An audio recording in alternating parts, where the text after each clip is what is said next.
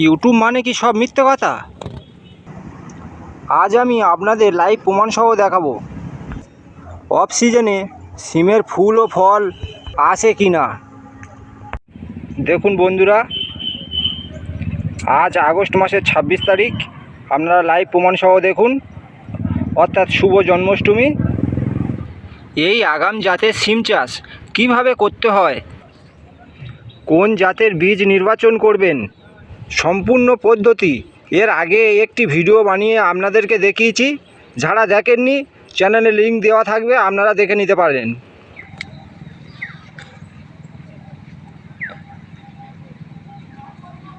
একটি সিম গাছ থেকে প্রচুর পরিমাণে ফুল ও ফল পেতে কি কি পরিচর্যা করতে হবে, কি সার প্রয়োগ করতে হবে, সম্পূর্ণটা এই ভিডিওর মাধ্যমে আলোচনা করব।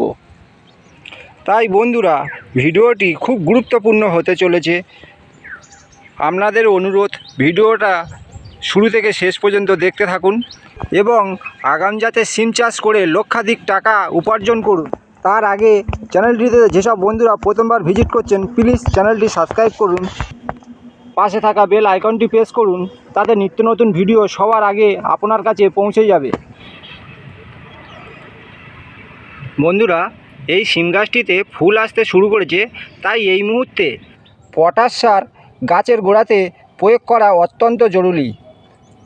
একটি সিম গাছের বয়স 40 থেকে 45 দিন হলে 30 থেকে 35 গ্রাম হারে পটাশ সার ব্যবহার করা যায়।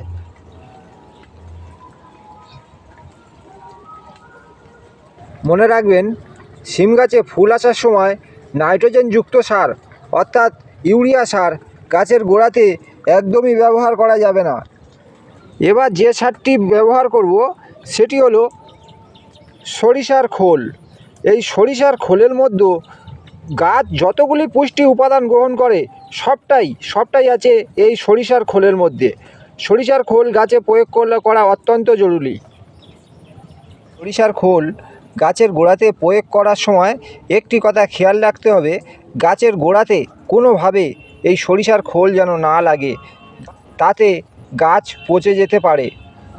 এই সরিষার খোল ব্যবহার করার কোনো মাপ নেই, যত ইচ্ছে আপনারা ব্যবহার করতে পারেন, তবে গাছের গোড়াতে যেন না লাগে।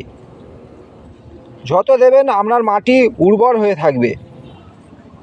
সিম গাছে অতিরিক্ত ফার্টিলাইজার ব্যবহার করা একদমই উচিত না। মাত্র এই 2টি ফার্টিলাইজার ব্যবহার করুন, আপনার সিম গাছ খুব সুন্দর ঝোপালো হয়ে উঠবে। এই উপাদানগুলি সিম গাছে প্রয়োগ করার পর ঠিক এইভাবে মাটি চাপা দিয়ে দিতে হবে। সিম গাছ খুব সহজেই শিকড় চালতে সাহায্য করবে। বন্ধুরা, ভিডিওটি এখানে শেষ করলাম।